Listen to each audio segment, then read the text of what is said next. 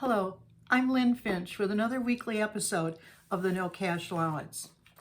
Today I'm going to talk about giving your kids the yearly responsibility of buying their own school supplies. Buying school supplies is a problem for most parents of those school-age kids. The majority, 70% of parents say back-to-school shopping is stressful, according to Coinstar. As a parent, you can provide your kids real money management experience by giving them the responsibility of buying their own school supplies. This can start in kindergarten. Buying school supplies gives them an important yearly responsibility.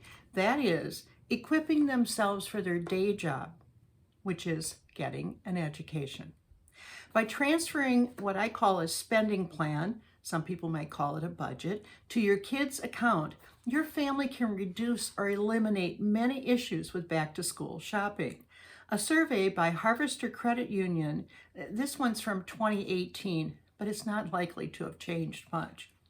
Parents seem most irritated by financial concerns, including when kids want a name brand that's not in the budget, 17%. They want too many impulse items, 16%, and can't agree on the budget, 11%. Half of parents find shopping for clothing and shoes a particular problem, while 30% of teens most dread shopping for school supplies. Meanwhile, 20% of teens said they are annoyed with their parents who waited too long, and 15% are irritated because they can't get a name brand, and 10% are frustrated that their parents rush through the stores.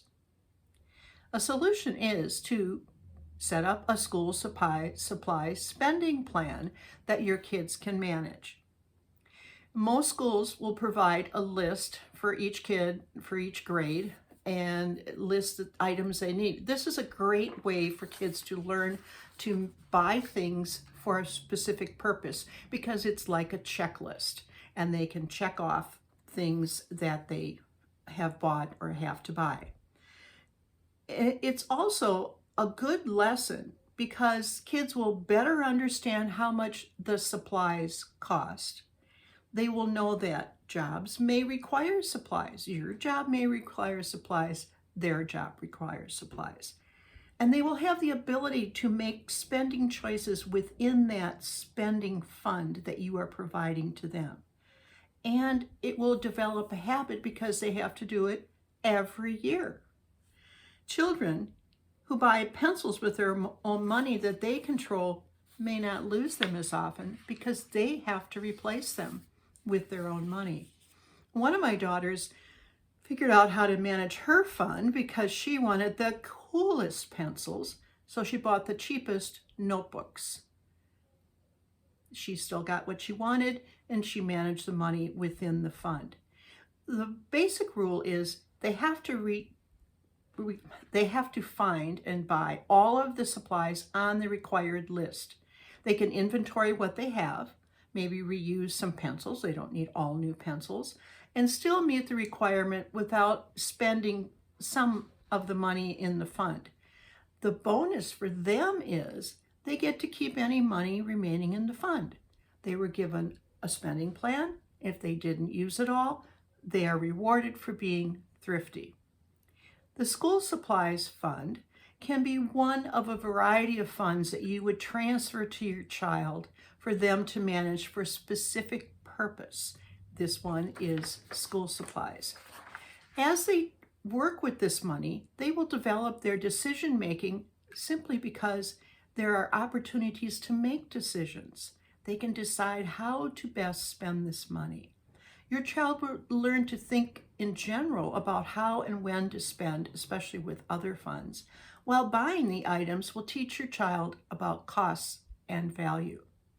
Because the school fund is in addition to their general allowance money, it becomes part of a larger total.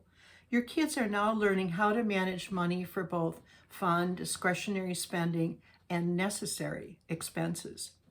Learning to manage money is a skill that evolves over time. School supplies are a fact of life for children and an excellent tool for helping them gain money management skills. I remember my daughters poring over the sales flyers to get the best deals. Then they made a shopping map and off we went. Here's another one. This applies to clothing. I'm not including a clothing spending fund in this particular video, but you can do that in addition to the school supplies fund. This is about an 11-year-old boy. His parents bought him a warm winter jacket that he could wear for school, and they were expecting it to last more than 1 year. Well, the 11-year-old boy lost it somewhere. Oh, he just didn't know what happened to it. After telling his parents, he offered to buy a new one. He said, I think I should replace this jacket with my own money. Well, they were a little surprised, but he had an idea that he was responsible for losing it. His mother said he shopped, he found the cheapest jacket he could, but he had accepted the responsibility for replacing it with his own money. In my book, The No-Cash Allowance, I explain how children as young as preschool can manage money day to day. They can use and keep track of cashless spending and make spending responsible choices. When your kids control their school supplies fund, they become better money managers. Subscribe to my videos, and you can visit my website to read about this blog and more using the link below. Thanks for listening.